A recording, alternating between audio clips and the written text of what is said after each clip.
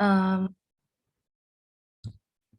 open up the case from team proposition, I'm calling up Prime Minister here.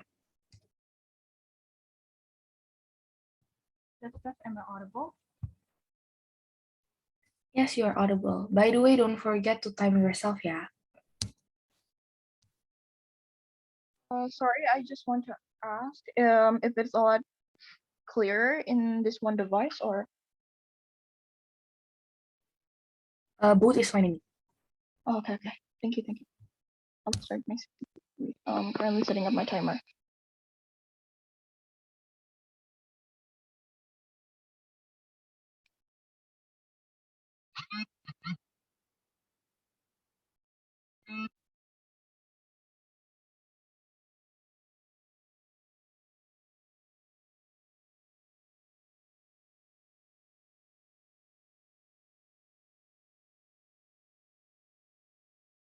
Okay. Starting my speech in 3, 2, 1.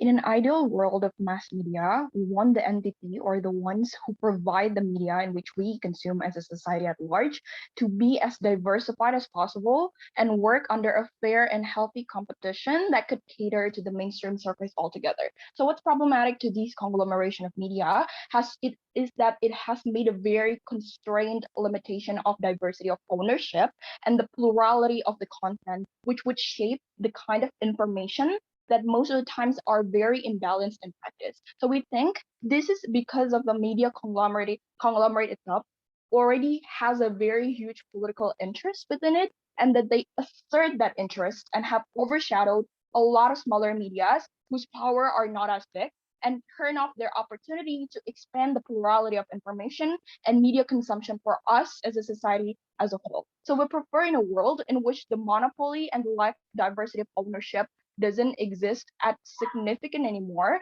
and we want the plurality of content and the relation towards the existence of political interest or agenda to be as minimized as possible. And that is why the opposition side of the House needs to defend the status quo in which a lot of political interest is very significantly being used by these media outlets, and that they shape a very constrained views of the people who consume the media, right? So firstly, let's talk about the principle first, which is the monopoly and the lack of diversity of ownership. So let's characterize the very basic interest of the apparent monopoly that exists within media companies that proposition side of the house is still in favor, or opposition side of the house is still in favor of, right? In which they integrate all those media entities that comes from a various different field, from entertainment, news, and all that. So the domination motivation by mass media at the very basic level is that their profitability and influence, they want it to be as big as possible, right? So I think we can all agree that the existence of media itself should be as diverse as possible so that the point of view that could be catered towards the people can exist in a wider range of spectrum. That's why we think that there should not be any monopoly being done by a very specific conglomerates, since the smaller companies are going to have so much hard times finding their place to establish their name. So for example, Net TV in Indonesia, one company who is very independent or not the part of media group, has to get a really low rating because the television is being dominated mostly by CT Group or EMTEK or MNC, right? That's why that they have to lay off lots of their workers just currently. This shows exactly how big the kind of overshadow that the media conglomerate has done. So in their side of the house, they need to defend that kind of lack of diversity from ownership that these media conglomerate cause. But in the causation itself and impacts that are going to be impacted because of this monopoly and the lack of diversity itself is going to be explained later on my second argument. Two layers and the huge comparisons within check and balance as well, right? So the second argument in the plurality and of content and its relation towards the existing political interest or agenda. So first, let's characterize first the media that we're talking about here. So the nature of media is very objective to shape the narrative towards the people who consume the media itself, and is very prone to create a very significant bias for those who are exposed to it, right? So you giving too much power to personal entity or mega media company, this power in particular is extremely important since we're talking about media that shapes the public opinion. Giving that too much power is going to make them too much freedom in order for them to create a view of political agenda so that it could shape their narrative, right? So secondly, let's compare. Under government, yes, we are still going to have interest, of course. I think that's a very basic nature of media. Every company does. But the difference is we're not going to be polarized as to how we do not have one entity or company taking control of various media. So the public opinion under our side is going to be so much more various. Under opposition, the interest is going to be polarized, where one company could widespread their interest to various media outlets that they own from a lot of different media, such as entertainment and news, right? For example, Haritano Sudibyo, who is commercializing his party Perindo in various TV channels, right? For example, Haritano Sudibyo and Perindo can always create a certain narrative through the news that they provide from their media media outlets, so that it could be pretty much in favor. Pretty much in favor of their pretty much in favor of their own parties, right?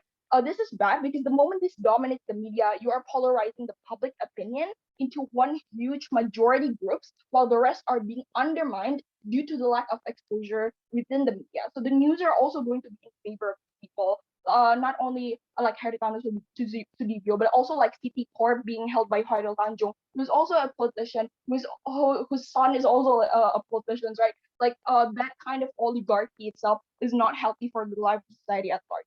So let's take a look at the likelihood itself. So first, convergence doesn't just happen in the media companies, but like also telecommunications. Right now, that the media has been very much digitalized, right? So the increasing practice of media ownership for oligarchy in Indonesia.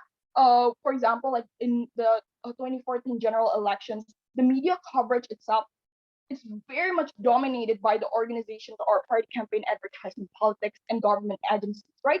So the set of laws and regulations itself is not strong enough in order to regularize this, so that the people are not going to be very much focused in only one views, right? So let's take a look at the check and balance within the media itself. Firstly, criticism in media outlets is very important because there will always be bias within media. So we can see that we're not living in a utopia, right? As in, we also going to be having various criticism. But what is the difference between government and opposition?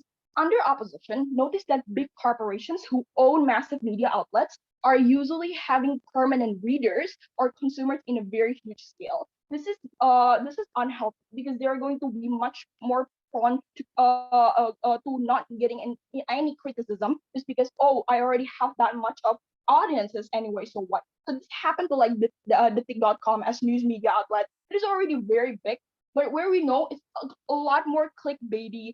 They give a lot of false informations and whatnot. And even though people are already calling this media out, but because they already have this one big of power and they're also being under the umbrella of huge media entity, they're going to be really hard to be called out when it comes to the false information. And also news there are much more clickbait, right? But under government, in comparison, we agree that there will always be newer media from newer corporations that have eventually climbed themselves to gain readers or consumers. But this is okay because now they are not centralized anymore and their content is going to be much different, then they have to appeal various spectrum of societies, which increase check and balance, because if they do not take criticism into account, people will not opt into their media, right? While they need views and ratings. For example, like net TV that we're also have taken account of, right? So what is the harm that opposition is going to have? The power the media is bound or very much held hostage by interest of a handful of media elites itself. So the political contest is very much more constrained, and the deregulation of the profitable broadcast industry itself has also very much creating this, and it's going to make it a lot difficult for audience to detect and select the truth news because it is hampered by personal interests of media owners, and the working mechanism is that it's going to limit it. How to propose? Thank you, Prime Minister, for the fine speech. Now to open up the case from opposition side of the House, I'm calling up Leader of Opposition, here.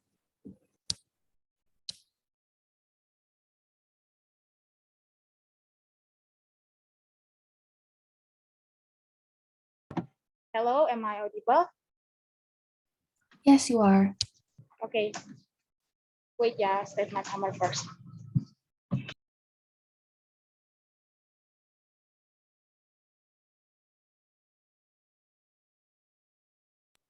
Okay, so I'm gonna start my speech in 3, 2, 1. Judges, it seems like the government side of the house is still unclear with whose actors they're trying to defend in this debate, and they're still unclear with the personal interest in their proposal. So we think that the proposal they proposed to you is very biased, it's very unclear, and you can hear and you cannot hear the certain argument they're trying to say. So judges, we think you shouldn't buy their arguments and their proposal. And I'm gonna give some rebuttal to their argument. First, they are talking about limitation of ownership and it overshadowed the small media. Okay, let's think about this. The limitation of what kind of limitation of ownership that you are trying to say? What overshadow of small media you're trying to say? Because in fact, in the real life itself, even though there are limitation of ownership, there still be the owner of the child house production. Just like example like Marvel itself. Even though Marvel is under the Disney company, the Marvel we know is still about superhero. There's still owner of this Marvel house production, even though it's under the Disney house production. So what kind of limitation you're trying to say? What kind of overshadows of small media you're trying to say? And that's why we are saying that your argument and your proposal is still unclear about that. And next they are trying to give you a proposal or argument about net TV.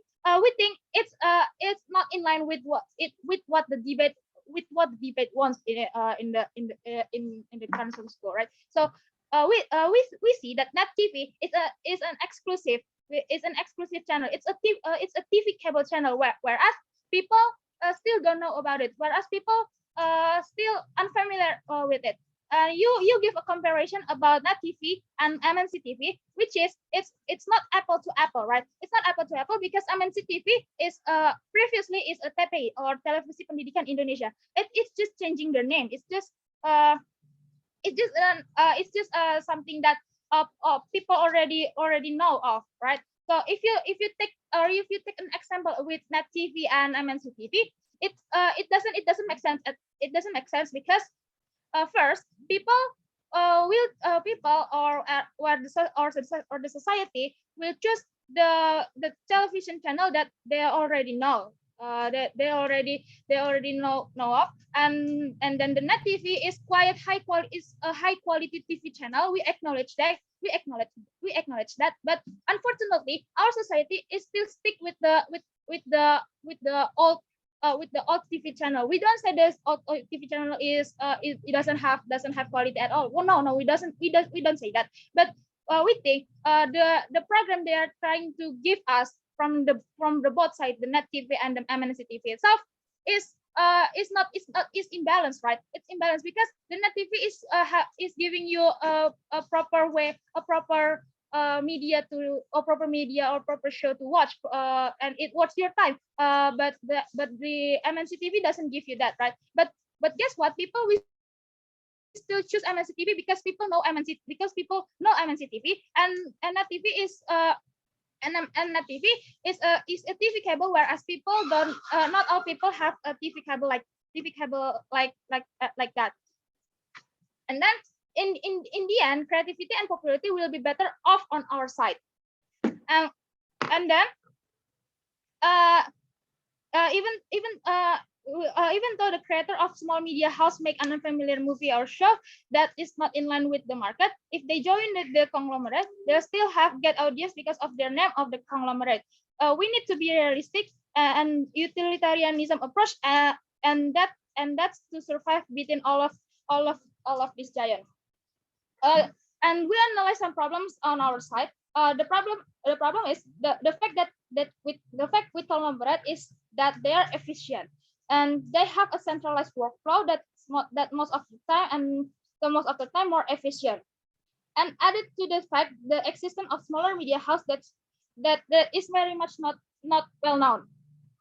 This creates a situation where all media is going to be harmed if they don't get actual benefit directly from some actor that is actually more powerful. So from the problem and the rebuttal that I just give you, the stance we are trying to propose you, and we oppose the government side of the house is we don't limit the creativity and originality of the creator, even though there will be influenced by the conglomerate itself, like Marvel, right? So Marvel is still is still about superheroes, even though there is influence from the Disney itself. But the influence itself is toward it leads the Marvel to the market, right? So the Marvel will get more audience, the Marvel will get more profit, and so the Disney itself. So the both of the parties will still get profit, and it means that on our side of the house, it's beneficial for both actors, for the big corporate, the conglomerate, and the small house itself, right? So we acknowledge the popularity of the conglomerate media has doesn't really matter with their with if their it doesn't really matter if their movie is bad, because people will still watch it and they'll still get their profit back. And uh, and this and this the situation where our media is going to be harming that get to really fit from some actor that is actually more power that actually more powerful. And the goals we won't try to propose is we want to support the conglomerate, because we want to support the smaller media house. So if we support the conglomerate, we support the small media house itself. Moving on to my argument, we are improving the creative capability of people. The most important aspect of media is the creativity of the people itself. The market likes the concept of creativity because most of them consume stuff that are inherently new. They like watching the new MCU from Disney because it's the new university level media that's basically new. It shows that creativity is something that people want. Small media house or even all media needs creativity. The problem is that small media house don't usually have the capable of freedom to be creative. Most of them have limiting financial capability to actually do the things they want. Plus, the popularity of conglomerate media means that smaller media house is most likely going to be shadowed by the big house itself. At this point, the problem is that smaller media house actually have less creative capability because they cannot compete with the market interest if they don't have they don't at the very least follow suit with what the conglomerate actually do.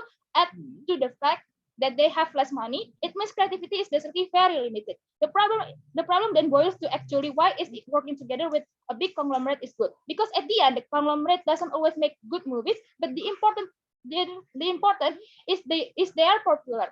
Look at stuff like Disney movies, like MCU, etc. It shows you that even when comic book fans are actually lesser than general movie fans, they're still showing up to the cinema because it's Disney and Marvel collect made. This shows to you that at the very least, conglomerate is popular enough to warrant enough leverage over the market. It means that by working together, small media house is going to be more free to actually do what they want, because at the very least they have the safety net of the conglomerate. Even if they make worst movie ever, they'll still get profit so long as they are working together with some who is more popular. Add to this the fact that conglomerate has more creative capability, they have better CGI, they have better acting, they have better shooting technology, etc.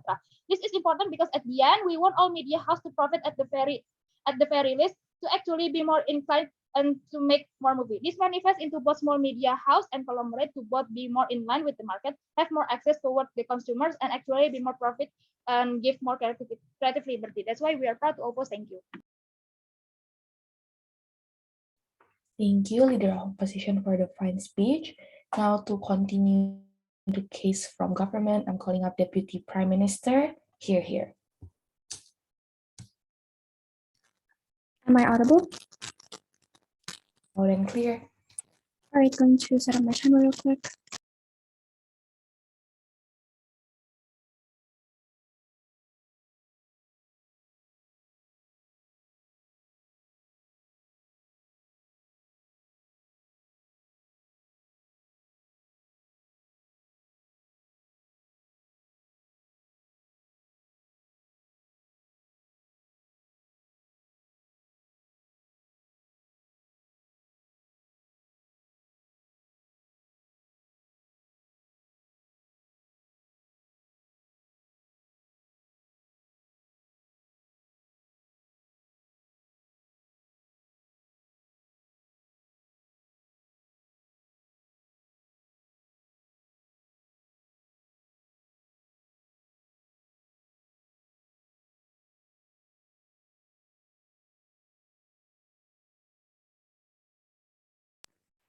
Okay, I'm going to begin my speech.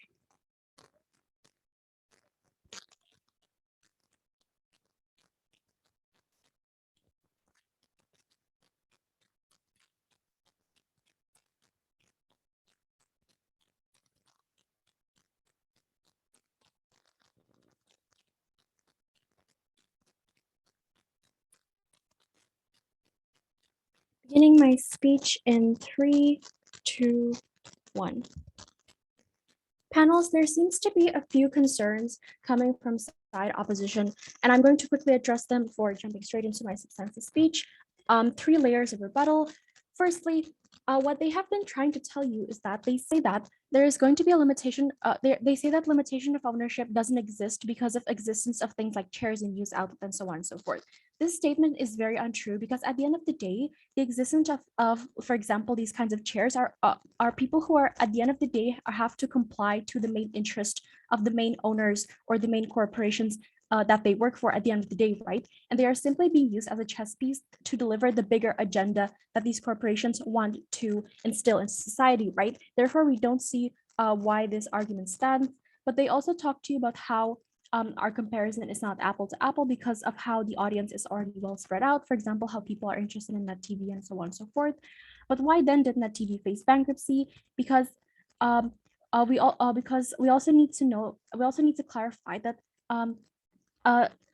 Net TV is not only cable TV, but also a common TV channel, right? Even if it is progressive, it shows you that people don't want to opt to media media that has more quality, right? Because they also concede that people are familiar to channels that are held by these conglomerates in the very first place, right? Like, for example, MNC and whatnot. That is why we say it is very harmful because at the end of the day, they are not going to have much interest in other kinds of media companies because of how polarized and saturated the media exists that in their side of the house, right? But I will explain more so about this in my substantive case.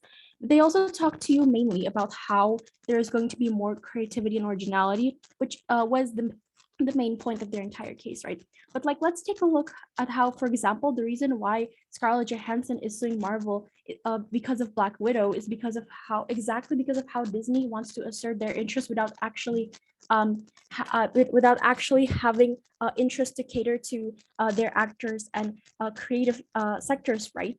Even though the fans have already expressed a very clear distaste for this situation in the very first place.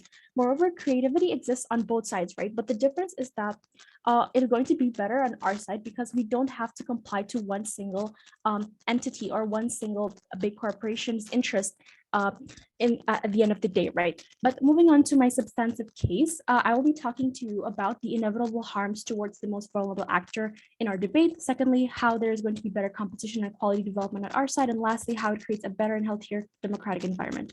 But to begin, what we need to understand is that what happens on the world on side opposition is that two scenarios. At best, it is going to give people less choices, but at worst, it is going to be a manipulation of the public opinion, right? Let's take a look at both of these kinds of scenarios. What happens when these kinds of companies give people less choices is that firstly, there's going to be a lack of diversity in media content and a bigger push of a single political agenda, right? I mean, there will always be a singular dominant narrative that is present in our media and has this kind of power imbalance that my first speaker has already very well explained to you. But secondly, there's going to be less freedom in who people want to support or subscribe to, right? It means that especially when these kinds of large conglomerate companies continue to expand on their empire by, for example, buying more and more companies to add to their expanding collection, or like how Disney, for example, is infamously known to continue prolonging its own monopoly, buying companies all the way from Nat Geo to ABC to 21st Century Fox and so on and so forth, and the list goes on. But as a viewer, when I no longer want to subscribe to certain massive company, like let's say Disney, for example, because of, for example, how problematic their business conduct is, or their history of harmful stereotypical elements present in their media, right? That, for example, or even simply disagreeing with their values that they hold. But on side opposition, as a viewer, I now have less freedom and choices in the media I consume because of how nearly everything is entirely owned by this one singular company and continues to do so, right? But why is this important? Because we believe that viewers deserve to have this kind of freedom in making their choices. Even if opposition argues that they can still follow niche companies, for example, the issue here is that two answers. Firstly, it can be harder to find companies that cater to the type of media and level of quality that they want to see, right? And secondly, opposition cannot negate that it still leaves them with much fewer options at the very end of the day, right? Especially when the main demand is directed towards these already big media companies in the very first place. But on the second scenario, on the explanation of manipulation, what happens is that when the average viewer who is not as nitpicky and will follow whatever media is easily accessible and mainstream, it means that they become a very vulnerable actor whose view and opinions can be easily manipulated by these entities and by the narrative that they want to create or the values they integrate into their media, right? For example, but the problem is that even though media manipulation exists on both sides, we do agree. However, what happens is that you notice that on side opposition, what happens is that when people are going to be surrounded by this kind of box, that is created by these single companies who have a very monopolized and unfair amount of power to affect and impact viewers no matter which direction they look, right? So the media manipulation is going to be much more unbalanced and berat sebelah, which is an area that opposition needs to defend in their debate in order for them to win this case, right?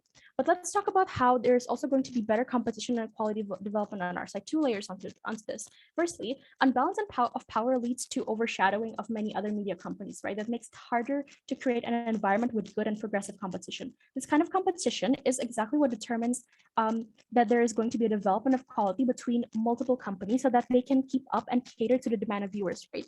Because without this kind of conglomeration, what companies can do is that they can develop their own media to be unique and stand out with their own unique characteristics in comparison to other companies, right? But inside opposition, this is heavily hampered because the demand is exactly going to be defined by the big conglomerate companies in the very first place, right? But also, secondly, there's less incentive for these big companies to be unique and diverse on side opposition because of how they already know they have so many viewers in the very first place. Even if there are people who are opposed to their values, it does not hamper them that much because they know they won't run out of business. They can keep expanding themselves because of how much capital they already have in the market and how they already have this power and amount of large audience to shape the viewers' demand in the very first place. But lastly, how it creates a better and healthier democratic environment on our side of the house. In an ideal world, when media conglomeration does not exist, what happens is that there is going to be a much bigger amount of diversity, right? And a much bigger variation of choices of media that a person can consume as a viewer, right? As an audience of these media companies. It means that we are allowing multiple different views to grow and to thrive and not only push the single narrative that can be easily controlled and manipulated by these single big corporates, right? And secondly, there is also the problem is that the lack of check of balance that exists on side opposition is exactly what enables these companies to stay in power at the end of the day, right? So this is why that at the end of the day, there's never going to be a scenario in which there is a good democratic environment that exists in the media on side opposition, right? Because of how heavily polarized and how very monopolized the industry is going to look on their side, right? And this is the case that they also need to defend in order for their case and benefits to actually fly. This is the case that we are very proud to propose vote for side government. Thank you, Deputy Prime Minister, for the fine speech. Now to respond to the case from opposition, I'm calling up Deputy Leader of Opposition here. Am I audible? Yes, you are. Okay. Going to start my speech in 3, 2, 1. Judges, we believe that government live in a utopia, whereas that everyone will eventually get their healthy share, whereas that we live in a very unfair world, right? And they also say that they want diversity when there is no clear importance at all as to why it will be matter every day. But even if it matters, they never even trying to give us no mechanization as to why then the kind of diversity will only be achievable under the same house. And they seem to assume that at the moment that there is media conglomerate exists, then the diversity will be less and it won't work. Meanwhile, it is very false, right? Because like when my first paper said, is that what we wanted to protect is exactly the small vulnerable actor in this debate, and that is small production companies, in which it is very unclear as to what is the prioritization of the whole government side of the house, and that is why we beg to differ in this debate. And then, before coming up to my argument, I wanted to make some disclaimer in this debate. First, we as the government, we as the opposition never say that we don't care at all about the diversity in the first place, like what my first speaker said, right? But second of all, we as the opposition side of the house have also trying to prioritize a more tangible and utilitarian and also a beneficial impact, instead of like what they told us is that all of this will go into the benefit of the big corporate itself. Because notice our urgency from the very beginning is that most of the small production houses is in the brink of collapse, right? And this is exactly when the big corporate companies will eventually have the more power because they have more capital in the end of the day. And this is something that the whole government side never even trying to engage in this debate. And we think that it will be very late at the moment that the whip will eventually trying to bring up that. And then coming up to my rebuttal, I have 3 layers of rebuttal. First is that they keep saying as to how then mass media will diversify company as much as possible, amazing service, it will create consumer reputation and set ambulance in competition. First of all, we don't say this is true at all. Why is that? Because not just to how under of the house, what we want is the sustainable and also the availability, or at least the survivability rate of the small production companies will eventually going to work. Because not this as to how big and conglomerate works. Right? Conglomerate works on the basis of profit. This means that at the moment that there is a good small production companies, they will try to acquire them in the first place. Even when they do not try to acquire them, they will eventually getting into some steps as to how then they can promote and eventually have the copyright, or if not the copyright, at least the collaboration in the end of the day that is going to be visible to eventually raising the awareness of their brand. And this is very important since the whole government side of the house seems to think at the moment that someone is at this time the company is get to us is being absorbed to the big media conglomerate, they will eventually convert to another religion, for example. They will eventually convert to an ideology that is so harmful. We don't say that this is necessarily true, because each of the studio, each of the company will still have stand on their feet, but all of the profit will be shared fairly under the investor itself. And even when, like what he said before, CGI and also everything, originality, copyright will be better off under the house, because we will have more incentive to eventually protect the most vulnerable actor in this debate. But even if, let's say that this does exist, that we diversify the market, we don't see the importance as to why then the market need to be diversified in the first place. Because right now, even when from the same media conglomerate, you get the different kind of movie. You get Black Panther, in which it supports black movement, for example. You also get Wonder Woman, in which it promotes. You also get Black Widow, in which it supports more feminism, for example. And at the moment it is happening, it doesn't translate at the moment that a company trying to acquire you are going to be converted to another ideology in the front of the day. But even if, let's say that this is true, we do believe that this is still okay anyway. Why is that? Because at least under us of the house, the incentive will still be there, as the safety net will be there, even when the company is failed to eventually do it. And we have been very clear that we wanted to support the small production houses. Compared to the rest of the house, whereas they wanted to protect the consumer value, we believe that the consumer is also highly dictated by this media conglomerate. In the front of the day, most of the nuance and notion will be more achievable, and with a more progressive society, for example, like Hollywood, more of the minority awareness and problem will eventually getting into the spotlight. And this is exactly why the whole point will be collapse under the rest of the house. But let's look on the second layer, right? That is the personal interest of the media itself. Like what we said before, it doesn't really, first of all, they are not really clear as to how then personal interest from each media will eventually going to be that bad, because not just to how the interest of the media itself is to gain profit, right? They will follow the flow as long as they get profit. So we don't really know as to why then the company will get into a singular heavily place in the first place. But even if, let's say that it is true that it's happened under some of the house, why do we think that personal interest is good? Because each of the media have their own personal interest, right? There's a conservative media, there's a liberal media, and both of them can still be coexist in the very same time. And governments seem to think that only one thing can be true at once, meanwhile two things can be true at once. But even if on our worst case, whereas that personal interest does affect them, we do believe that it will be better off on their side, because at least this personal interest will be backed up by the safety net. And even when the market is dictating them eventually stop, they still have the investor at the end of the day to eventually support the rising trial of media conglomerate in the end of the day. And that's why their whole notion is cannot stand this debate.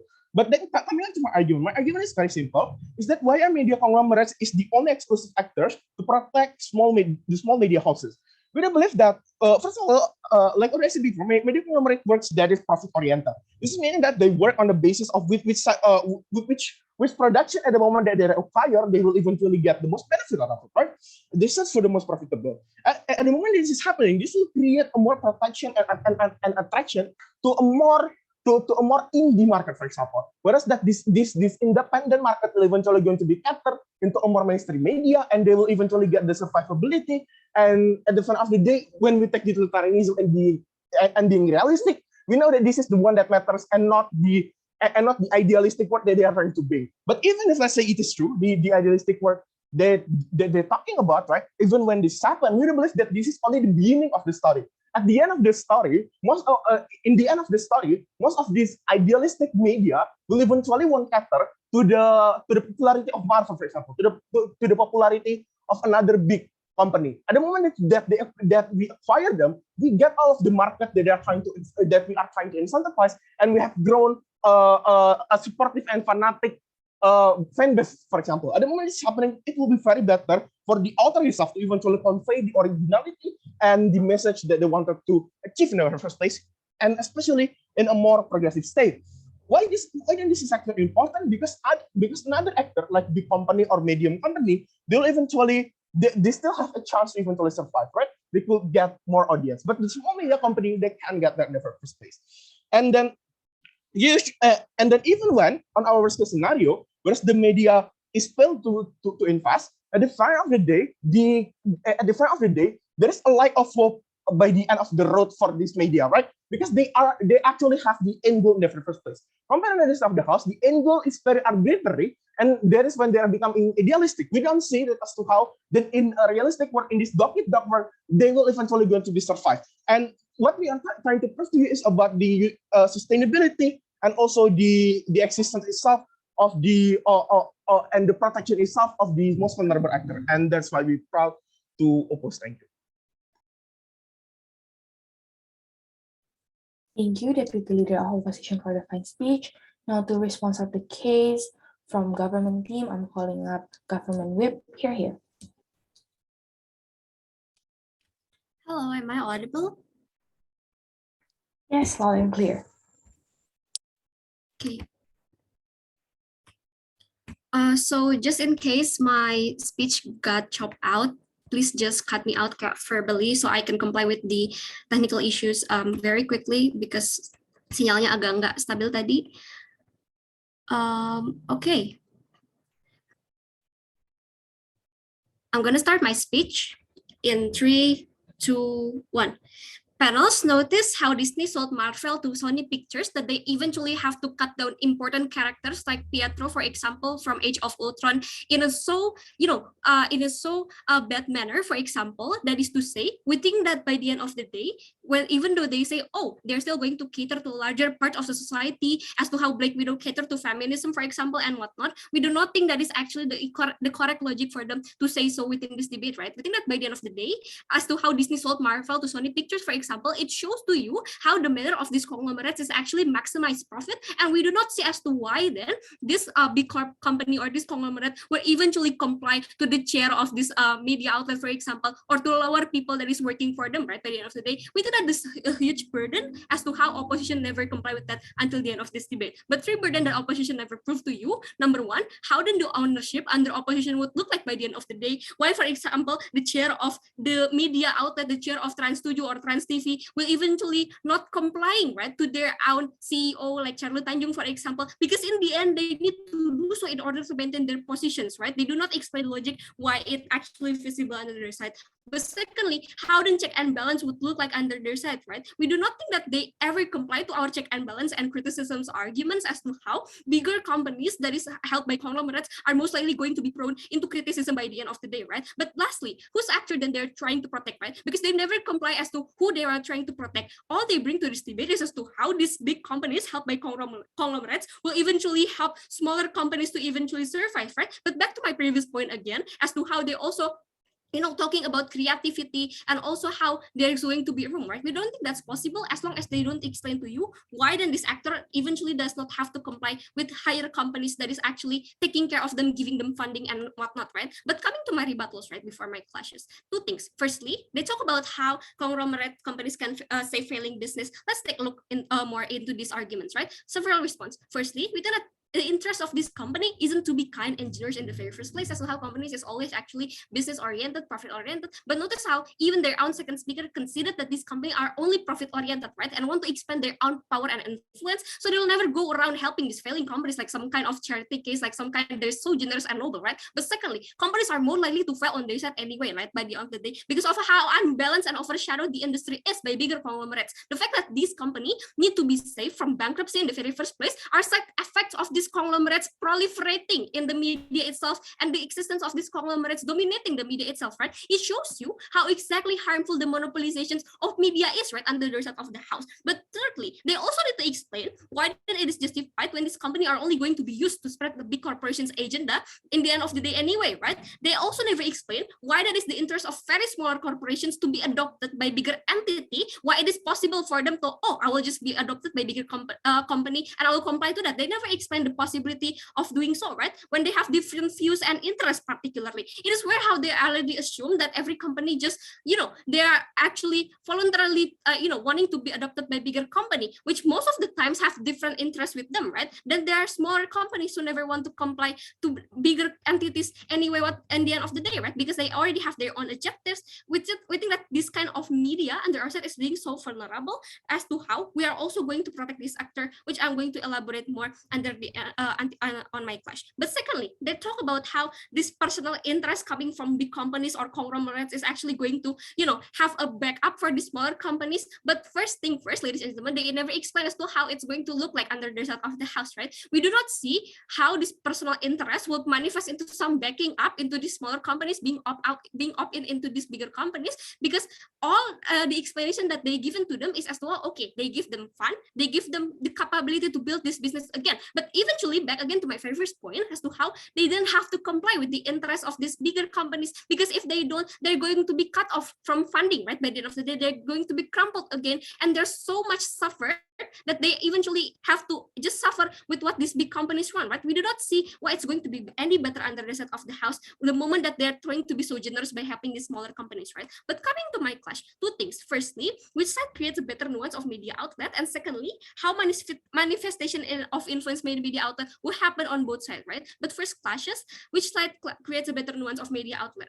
Two subclash. Firstly, opposition argue in the very first place are how limitation of ownership is not going to be exist under the side of the house, because they do have chair within the media outlet, for example, chair of SCTV, Global TV and whatnot, right? So the response, first, yes, chair do exist, but what exactly is their job? Firstly, they have to run the media outlet. Secondly, they have to comply to the interest of this one actor behind the big corps. That is to say, eventually, they're going to be only a middleman to input demands coming from bigger corps, ladies and gentlemen. Because in opposition, if they want to do so, they then have to defend as to how this chair should not comply to the main corporation's interests, or otherwise they're being fired from their positions, right? Because either way, they're going to eventually, maintain their positions, and in order to do so, they have to comply to this big company interests, right? Even if they want to save the smaller companies, which is so noble, in the end of the day, they're still going to be, constrained by this bigger company. That is to say, creativity is not going to be happen, which I will elaborate more on further clash. But secondly, this is exactly what happened with Haritanu as big corp CEO, right? Which is spreading his party campaign in MNC and RCTI and Global TV that we oftenly see before election, ladies and gentlemen.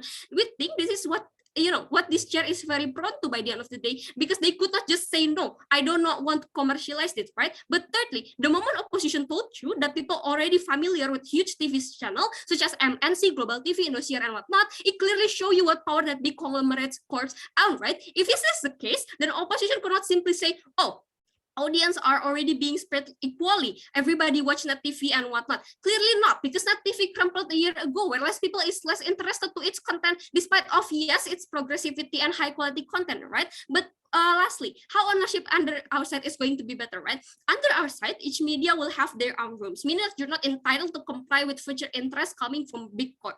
That is to say, you have your own control to shape your content to media outlet, because you don't have to then commercialize some party campaign before election just because you do not want to, and you want to create a more neutral competitions, right? That is to say, we think under our side of the house, creativity is going to be better, which I'll explain in my second subclass, right? My second subclass, where opposition argue about creativity and originality under their side is going to be better. Several response. Firstly, we think this is untrue, because opposition eventually never complies to how the process is going to happen anyway, right? The burden is, if they want to go with this argument, why then the chair of media outlet is not going to be constrained, right, by the end of the day? But secondly, how creativity is better under our side of the house. Under our side, the moment that you do not have to comply, you're also free to create any content in your media, a more progressive content, Net TV, for example, and not high quality sitcom, and not some siluman plain CGI edited show. But lastly, this is in terms of check and balance. Under our side, yes, we do have smaller media. It's going to be better, because in the end of the day, they need ratings, they need audience, that they will eventually take criticisms, right? Because they need to comply with the audience.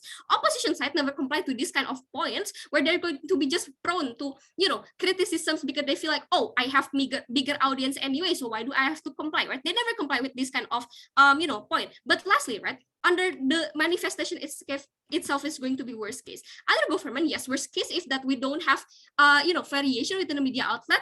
We think that this is okay, because eventually check and balance and criticism under our side still stand, that they never comply to this. Even if yes, we have to gain views more, audience more, but we think that it's better, because eventually, because they're so desperate for views, so desperate for ratings, they're going to take criticism into account as to how this media have to comply then for ratings and audience, right? Under opposition, they never cater to their worst case scenario. They only talk to you about how they're going to incentivize small corp, which is still unclear, right, about the mechanism itself. Therefore, we're proud to propose. Thank you, Government, for the fine speech. Now, to close the case from Team Opposition, I'm calling up Opposition Whip. Here.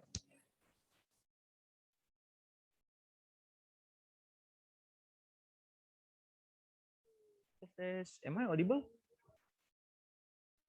Yes, you are audible. Okay. Wait, yeah. Setting up my timer.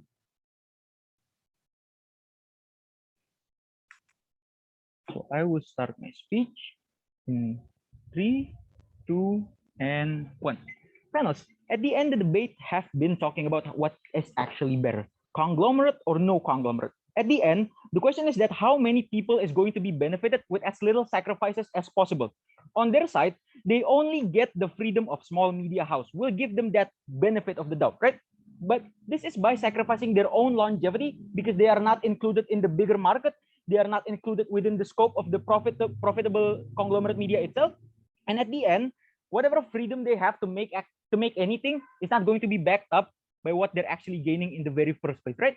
Now, firstly, a few clarifications. Like a big question from the web is that who are we trying to protect in this debate? We believe that we have made it very clear that who we are most valuing in this debate is the most vulnerable actors, right? That means people who are disempowered from the media world itself. Stuff like small media houses, stuff like smaller actors in the media scope itself, right? These are who we are trying to protect, right? So moving on is that 3 things I'm going to say. Firstly, comparing the principle itself, right? Secondly, is on the goals and the likelihood, and lastly, on the alternative that has been given throughout this debate, right? Now, on the principle, it's like the biggest clash is on terms of justification. What is actually better, either benefit or actual healthy market competition with diversity, right?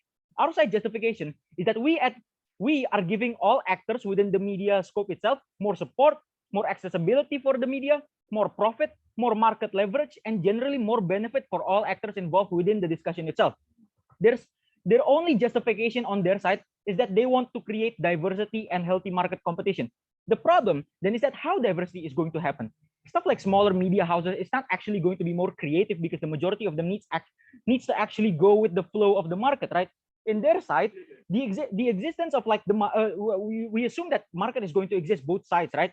But at the very least, in our side, we are giving them more creative freedom because at the end they have this safety net because they are working together within something that is more popular. At the very least, the popularity itself inherently gives them more profit, more media coverage, a lot of things that actually going to benefit them at the end of the day. While on their side, where they are basically trying to be independent, the trade-off is like either you be independent and create what movies you want that may not actually be critically acclaimed and be more in demand, or the other alternative is that your company dies, right? Of course, it's going to be better in our side where we give them the creative capability to actually work with the conglomerate itself, right? Moving on, they also have like their arguments about biased opinion for popular movies and those stuff about like the check and balance. We believe that this is actually something that benefits us, right? As far as we can hear, like there terms of like there is biased opinion for movies that are popular, they're getting more better critically acclaimed, right? Imagine if a smaller movie or a smaller media, a smaller form of media that may not be more critically acclaimed if they are independent, then they join up with a conglomerate that, as they said, has more positive interest from the people. Of course, this is going to benefit them. It means that it opens up the chance that smaller media houses or actors or like comedians or whatever are going to be more accepted by the market, and that means more accessibility for them and more profit and higher acclaim by the people in general. So we don't see why the concept of like check and balance and like the biased opinion is even actually going to be set by them, because we believe that this is something that benefits us, right? So the question then is that why is they also talk about like healthy market competition. The question then is that why is this important? This is not something that's explained, but at the end, we believe as long as people are benefited to the point where they may actually be better off, we don't understand why healthiness is good. At the end, if every media house exists within a few conglomerates, they're going to compete against each other. This is the exact same thing as healthy market competition, but the difference is the market competition is going to happen under the scope of like the conglomerate. So it's literally the same exact thing as healthy market competition, but the plus side on our side is that we have the safety net of the conglomerate, making sure that they don't go bankrupt, making sure that they take profit, and etc. Right? Then there's the problem of like the likelihood, right? On terms of like the healthy market competition, how likely is it to actually create a healthy market competition? They have not shown you any mechanization of how they're going to achieve this, but we're assuming that if they want to achieve this by actually dismantling the conglomerate themselves, they definitely haven't showed us how it's going to happen, and we're not going to do it for them. At the end, dismantling something as big as conglomerate like Disney, like BBC, is basically impossible because they have the supporters from the consumer, they have the financial power of the investor, they have the interest from the government because they pay high taxes. And then this falls down on how actually likely it is to eventually make a healthy competition in a situation where the conglomerate is so powerful. The answer is obviously unlikely. They also have like their whole argument that people will get no option because at the end it's only owned by one monopoly. This is like absolutely false. Take a look at like big conglomerates, like let's say for like Def Jam and the music company, one of the biggest media owner in music. Like there's basically all types of music for all people there. Like there's like Snoop Dogg for people who like rap, people who like metal genre. At the end, their notion is that they seem to assume that in our side, diversity doesn't exist. We don't actually get it's actually going to exist only, while on our side the same diversity is going to exist. They seem to assume that when companies goes within stuff like conglomerate, they can absolutely false, because at the end, all the media houses know them, that no matter who is controlling them has the benefit of like creative freedom, right? That's why Viacom has both CBS for news, but also like Comedy Central for entertainment. The government live in a world where they seem to think people only consume the thing that comes from the main company. So they seem to think that people only consume Mickey Mouse from Disney, where they watch only news from Viacom. And this is an absolutely false notion and basically only serving their best case without actually considering their worst case at all, right? They also said like their whole point about companies are basically profit oriented and not cherry picking them for help. Like while we agree, yes, most of them are cherry picking at the end, the concept of interest of the smaller media houses is being bought by the bigger one is of course because of they want to survive, right? The concept of survivability itself. At the end, this is consensuous by all actors, and at the end, this is not actually forced. So we don't actually understand this type of argument where this is going, right? Now, lastly, they seem to care so much about like the lines of commands and the chairman and their interest itself. Their whole arguments about this is not, we believe it's not actually like important. Why then is the concept of chair interest important? At the end, no justification on this. And at the end, their assumption that chain of command that likes the CEO of like Disney and directly controls the stuff that goes on their own children company is basically false. Most of the time, chair or even central conglomerate is going to give them creative freedom to do what they want. At the end, their only interest is profit, and profit comes, as we have said before in our first speaker, only comes when there is creative freedom, right? Now, on terms of like the goal is simple. Like both of the houses should try to at least bring the most benefit for all actors involved. And as we have said, we have both given benefit towards the all vulnerable actors. We have given both the benefits towards the conglomerate themselves by giving them more profit, and by this indirectly giving profit towards all the consumers by giving them more option that are centralized, giving even like the government actually giving them more profit by actually having like a centralized tax machine, right? At the end, in terms of like creating benefit for all, this is something that is only going on this case, on our case, right? Now, lastly, on like the alternative is simple. Either you support conglomerate or not. On their side, where you don't, where they prioritize the small media house to be independent, basically only giving them short-term benefit, but they can't be sustainable. They can't defend their position in the market. At the end, the safety net in our side, where we at least give them, make sure that they get profit, is so much more better. The question then is, if you are in the position of the conglomerate, if you are in the position to actually make profit, who are you going to side? Of course, the obvious answer is to work with the one who has the most profit. Thank you. Thank you, opposition for the fine speech. Now to conclude the whole case from team opposition, I'm calling up opposition reply here. Am I audible? Yes, you are. Okay, thank you. Going to start my speech in 3, 2, 1. Honorable judges, to eventually assess this debate, you have to assess the debate on the basis of 4 things. First, which of the house is bringing a more important cases? Second of all, which of the house bring the more justification?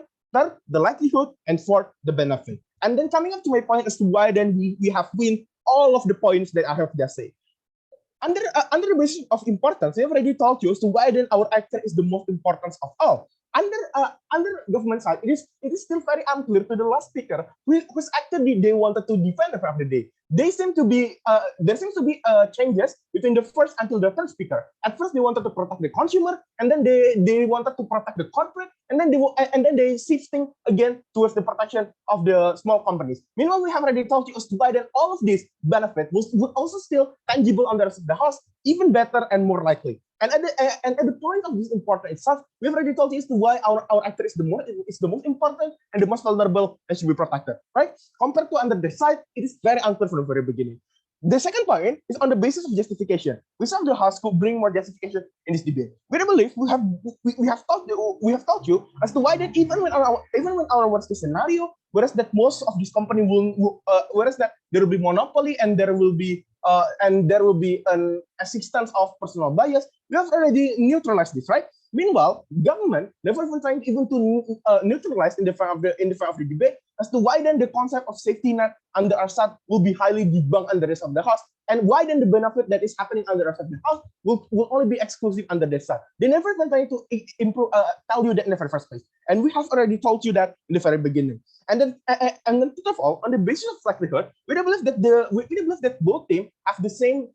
We don't believe that both teams have the same interest that is in the front of the day, will eventually going to cater into the most vulnerable actor in this debate, and there is the small production company, right? But what we have told you in this debate is that we are more likely to eventually achieve that, because if you take a look at the urgency right now, you can see as to how then the small and medium, production houses is very vulnerable and didn't have enough incentive to eventually make the movie of their own. And we already told you as to why then this will be very much achievable under the house, because conglomerate have more incentive and more capital in the first place that could help them. And we have already told you as to why then it is within the interest of the conglomerate itself, and that is to eventually profit the most from the small vulnerable actors. And we have already dealt with our worst case scenario, whereas that even when let's say even when let's say the small company houses won't even be able to sustain, at least there will be a new market that is being opened by the conglomerate itself. And at the moment it is happening, and at the moment it's happening, the likelihood of the government is still very unclear. What they want is that they want everyone to eventually consume. They think that everyone wanted to consume only the conglomerate, and at the end of the day, there will be no choice. Meanwhile, we have already told you why then this is very unlikely in the first place. And there are likely, and then on the very last point, as to which side gives you the most benefit, we do believe that both sides give you enough benefit to eventually sustain this debate. But we are the only one that's bringing the benefit of the safety net itself. We are the only thing that already proves to use to widen on our worst case, even when, let's say, all of the things that, even when, let's say, that we have failed every day, we are still going to be able to capture the benefit of the safety net that the small production houses will eventually need. And we have already told you to widen this likelihood will eventually gather into the most benefit debate. But we also have already told you as to widen the message and the freedom of creating creativity will eventually going to be better on the side of the house. What do they say as to what their benefit in the what do government say their benefit in this debate? Their benefit is basically that they wanted a more diversity without even tying the importance and likelihood in the end of the day to eventually achieve their goal. If you wanted a more realistic and utilitarian approach, if you wanted a more realistic work, if you wanted an idealistic work that is way more achievable, vote for the opposition, because we are the only team that is exclusive and prone to win this debate. Thank you. Thank you, opposition reply, for the fine speech. Now to close the case from government and to close today's debate, I'm calling up government reply. Here.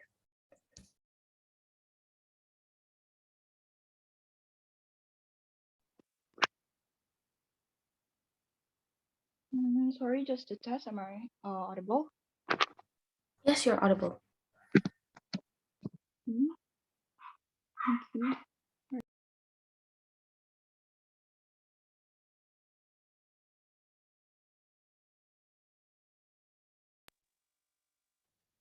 Currently setting up my timer for the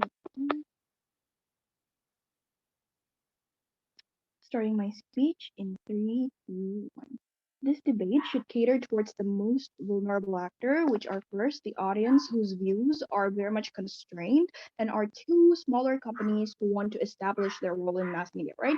But proven to you exactly when monopoly happens, the oligarchy within it will bloom and overshadow the plurality of perspectives in society. So the biggest mistake of opposition is that they are being hugely dismissive towards our characterization in which this kind of big media entity is already rotten to the core when it comes to asserting their political agenda, and they haven't catered to any of these chunk of discussion. I think we also need to have a clear a confusion coming from their side, since they want us to give demandsling tangible act so much, but this is a motion in which we is a world comparison debate, right? Therefore, we need to compare which world is actually better. So let's take a look at two metrics on principle and practical.